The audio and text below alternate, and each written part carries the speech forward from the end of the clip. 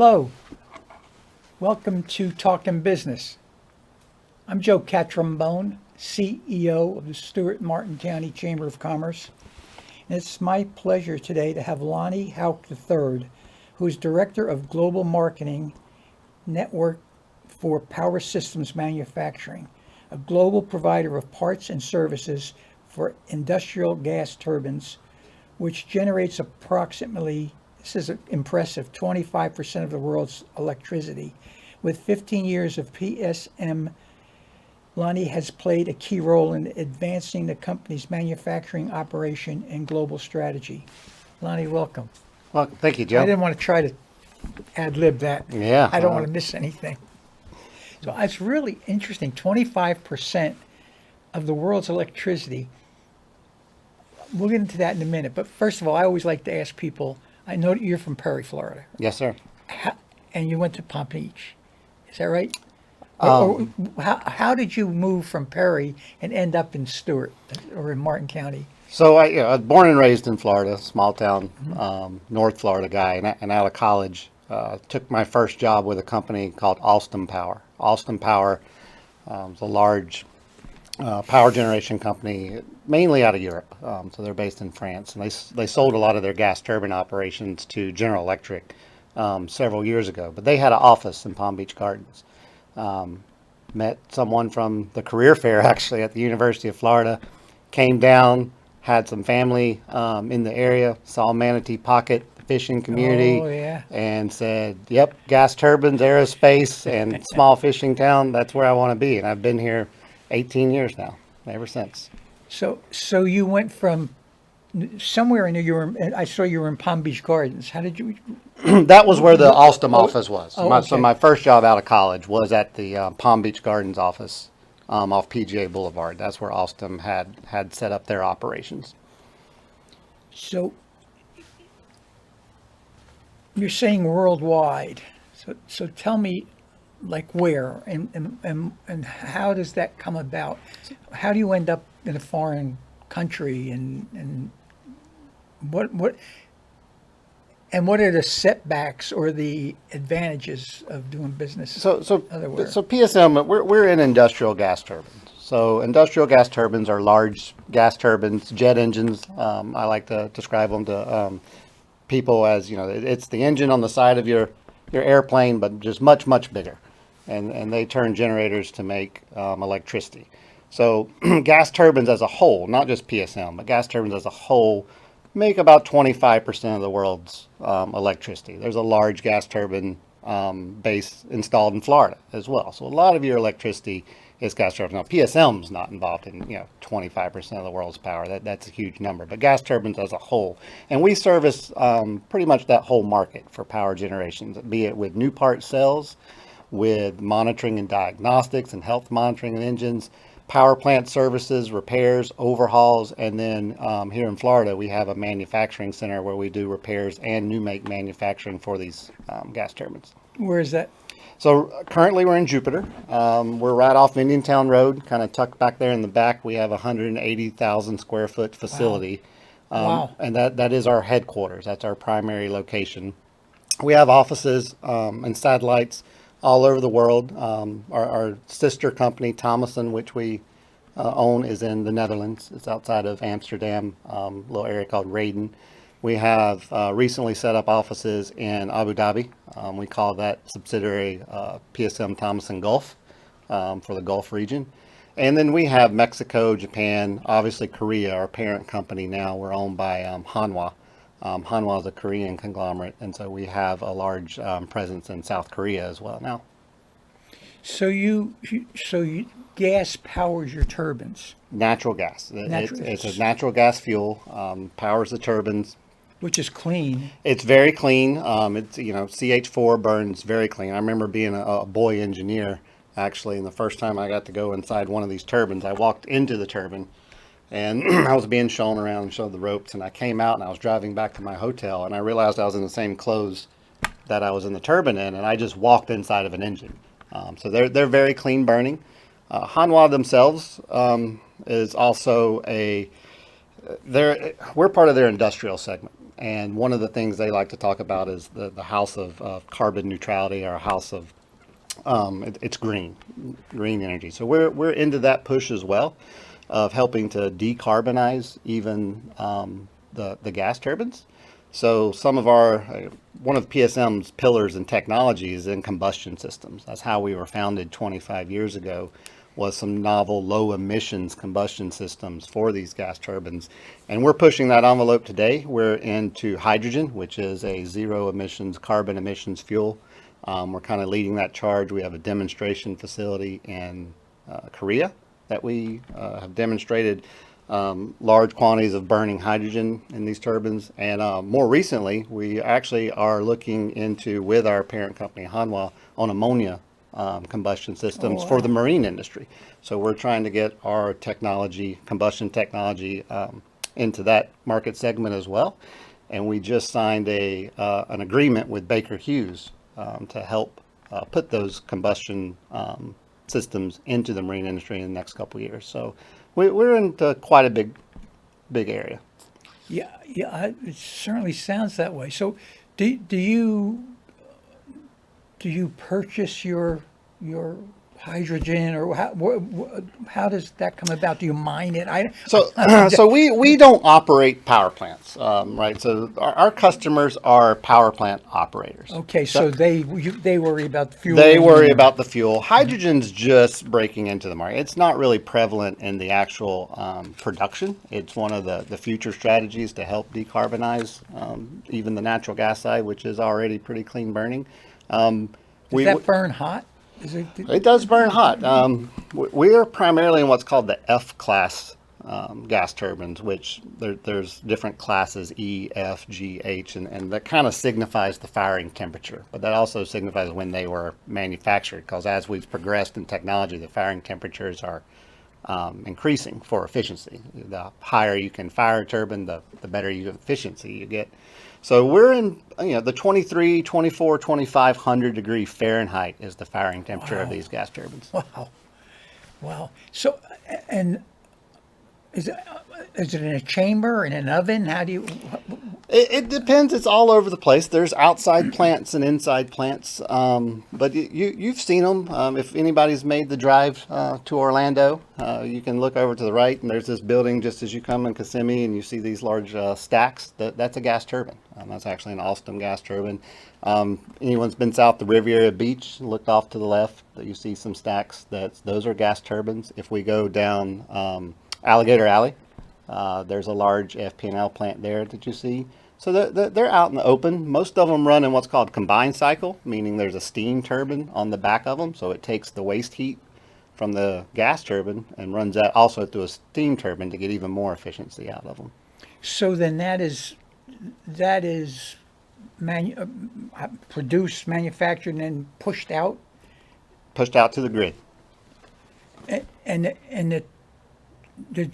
are there holding tanks? No, not for not for the electricity, right? So it's actually today one of the challenges in operating gas turbines is they are more cyclical. So what that means is they're having to ramp up and ramp down power, start and stop during the day based on the power demands. The industry. So it's not a steady. You're not churning 24/7. A lot of them are. Base load engines do run 24/7, and a lot of your power plants are meant, but maybe they turn down the power a little bit and throttle it down based on the demand. And what you see, one of the operating challenges that users have today is there's a lot more wind and solar, which is a good thing, right? So we're talking about environmental friendly fuels, but they'll come on in the middle of the day, so their power rises, so then the need for the gas turbine goes down, so they'll cycle down, lower some of the power output. That's the highest need is probably during the middle of the day, correct? At the beginning of the day or the end of the day, when people run their air conditioners or starting up and the sun's not quite at its peak and the wind may not be blowing, that's the highest demand currently, but it varies by region. There's different regions across the U.S. and the world where the demands fluctuate.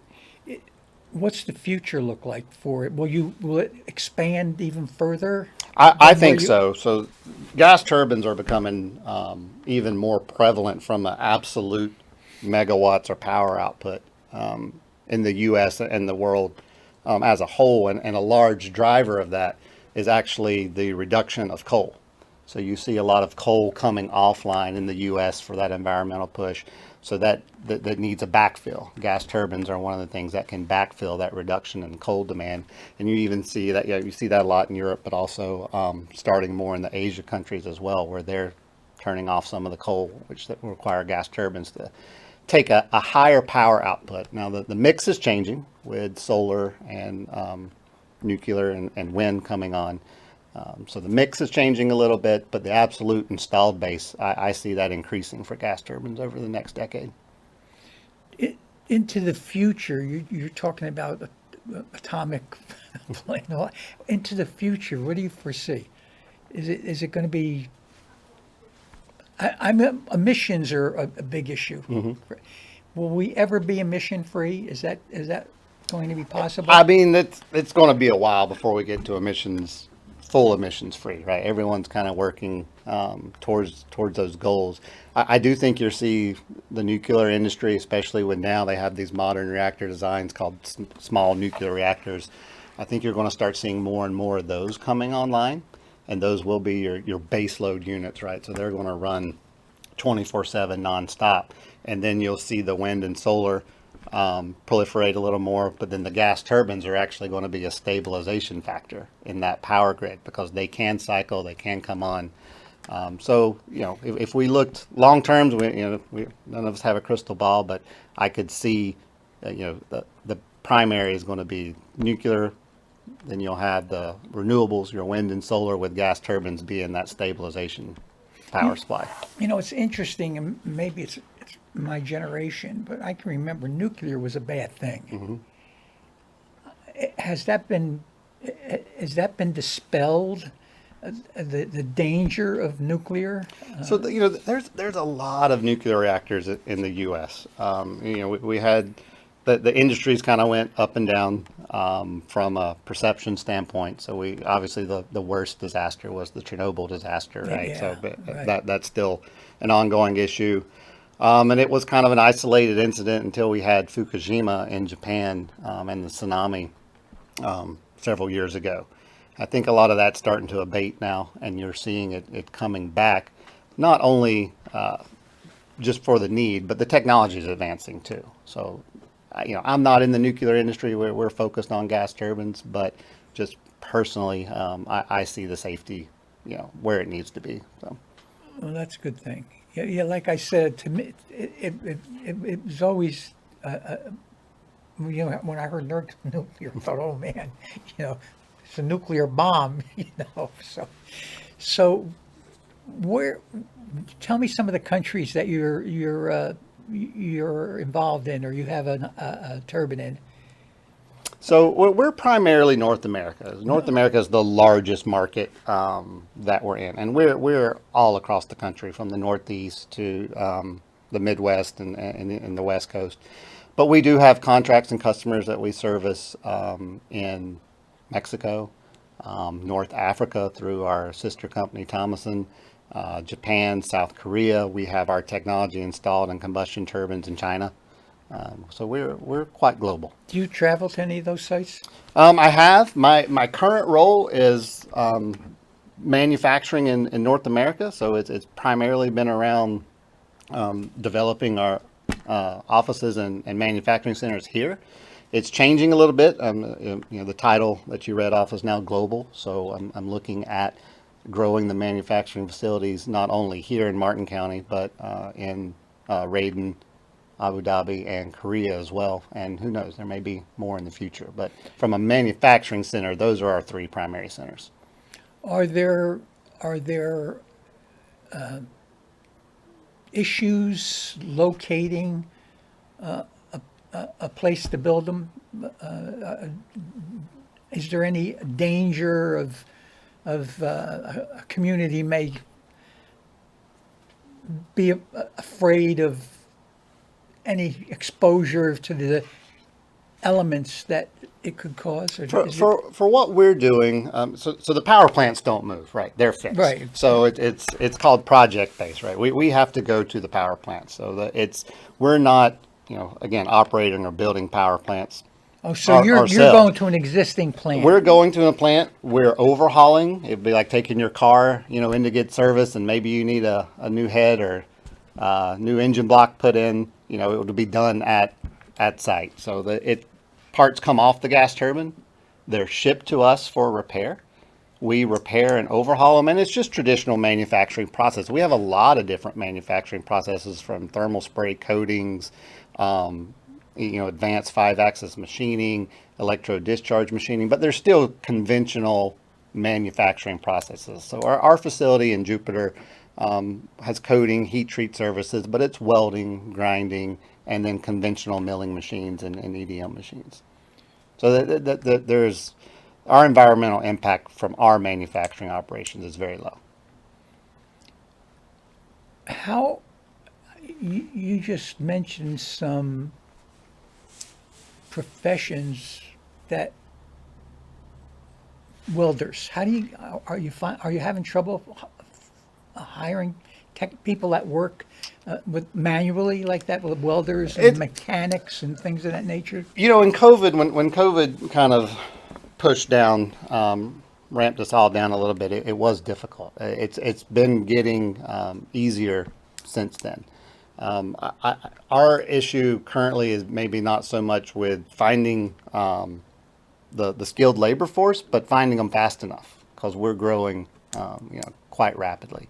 So just our manufacturing operations in Jupiter, 2019, we were 70, 80 people. We're up to 157 today. Wow, so you're that's talking great. 4 or 5 Wow. years. Yeah, that's And then, what we're doing here in Martin County is, we're getting ready to open another 180,000 square foot facility off Canner Highway. So that's in build out phase right now. We're hoping to be operational, partially what I call limited operations, by the middle of the year. And we want another 50 minimum coming in over the next 2 years. So the quantity is what's causing a challenge. And even if you have that skilled labor set available, onboarding that fast is difficult. Have you, by any chance, talked to anyone from the from Indian River State College, as an example, or even the high schools, to get some sort of training programs? The kids coming out of school today are having trouble getting jobs. You have 80 jobs available. Is there any way you can target or get with, like I said, in Indian River State College, and have a program that you people teach? Yeah, so one of the reasons we selected Stewart for our expansion is the labor force. That's not the proximity to our current headquarters is another key factor. But a lot of our workforce, even today, comes from Vero Beach, Port St. Lucie, and Martin County. So along the Treasure Coast.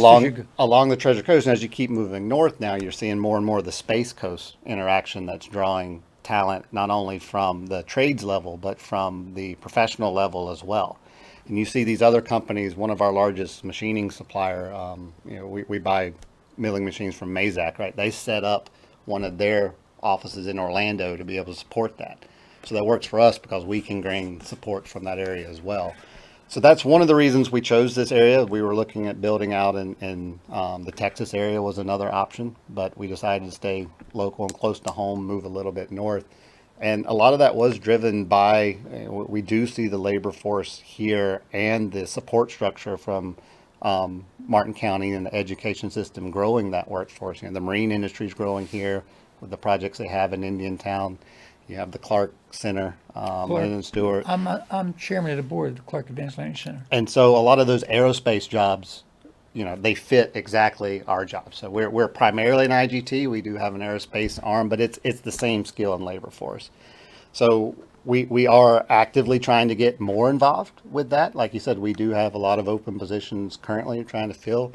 With IRSC, I have been communicating with Natasha there at the Advanced Learning Center, and she's been great. We're on the board there now, helping them set up some of their manufacturing programs that they're getting underway. They got a new 18-month course that they're about to implement, which is going to teach them basic machining skills. They already have a good welding program. And I see that advancing. We just signed 4 of our guys up for night school for just further their education, even though they're already employed with IRSC. So we're very excited with that And they're partnership. good paying jobs. Yeah, so we are well above, an average industry job. Yeah, yeah. You know, and I don't know a lot about it, but are you aware of the new school in Indiantown? Yes. Are you dealing with them at all? Have you Not yet. talked to them? We haven't made it to the high schools yet as far as a branding or recruitment center. That is probably something we should look at Well, more. from my understanding is that they're going to be focused on your type of jobs, the Indiantown High School. So you really, if you get an opportunity, talk to Michael Main, because I think that's their goal, is to train people to go out and do manual labor rather than be a teacher or a doctor or a student. Yeah, that's my understanding as well. That's another reason to help we picked that facility off Canner Highway that we're in the build out Yeah, phase that's now. It's halfway because there. it's down that same straight line. Yeah. So that with the marine industry that they're Yeah. expanding there, that we see that growing Yeah. the labor force pool for us. Clark Advanced Learning Center, I tongue in cheek say it's a failure because it was originally, I complained that we were not training, we were not preparing a workforce in our schools. And Tom Warner was our state representative at the time. He got Elmira Gainey was our county commissioner. She had just retired. She's a retired assistant principal in high school, and we got together. And to make a long story short, we got a $25,000 grant. They did a study, and that's how Clark came to fruition. However, the original idea was to teach manual skills, and as it turned out to be it's a huge success. 70% of our kids get an associate's degree before they leave Clark. So it's a huge Yeah, that's success in that aspect. But the original intent was not what it turned out to be. But I'm still proud of it. And as I said, I'm still chairman of the board. But now I'm so happy because that's the number one, even today, it's the number one complaint or request from our members. We can't hire people. So let's train them. Let's look at, for instance, you got 80 jobs available. My God, we should be able to provide you with at least applicants to be interested in going to work for your organization. So I would really, if you don't know Michael Main, I'll be glad to make the introduction. He's a superintendent of schools. That might be, at least have a conversation. Yeah, no, I would like to. It's been one of even Alex Hoff's our president. We were having a conversation the other day, and we were talking about the high school penetration. We don't have that yet. I should point out PSM as a whole, right? I look at us as a technology company. We're designing new gas turbine combustion systems, upgrades. Right. We're over 500 people now. It's not just the manufacturing, the design engineering team, the sales team, finance. We're not a contract manufacturer. We only build parts for our business and our customers. So we're not going out and soliciting for manufacturing contracts. We only manufacture our parts. So the manufacturing is really only about 30% of our business. Most of our business is in field service, design, and new part manufacturing. Most of our new part manufacturing is global supply chain. We manufacture most of our parts really in Europe, is where a large portion of our supply chain is. The manufacturing we do under our own roof is really only about 30% of our total manufacturing value. It's a large supply chain base too. So we have manufacturing engineers supporting these vendors worldwide, right? Several of my friends and colleagues right now, I know, are in Poland with some manufacturers. We have casting house vendors. We deal all across Italy and Switzerland. It's quite an operation. And then all the way down to very skilled machinists, aerospace level welding, operators of these thermal coating booths. We really have the gamut of people at PSM. So it's not just manufacturing operations, although it's closest to me right now because that's my responsibility. PSM is more as a whole. Yeah, so it's a broad spectrum of. Yes, sir. Yeah. Well, we're winding down, Lonnie. Is there something we missed that you might want people to know or to talk about that we missed? It's just, awareness of our infiltration, I'll say, to Martin County. Actually, we're coming back. The company was founded in Martin County 25 years ago, and they quickly moved to Jupiter, but we're excited. We're moving a little north. We're excited to open Well, this we are too. this new 180,000 square foot facility, Yeah. which has been a lot of work and will continue to be, but it's going to start coming up and operational over the next year. And I don't see it stopping with this first phase. I see us continuing to grow here. Well, that's great. Congratulations and thanks for Thank you, Joe. spending the time with me.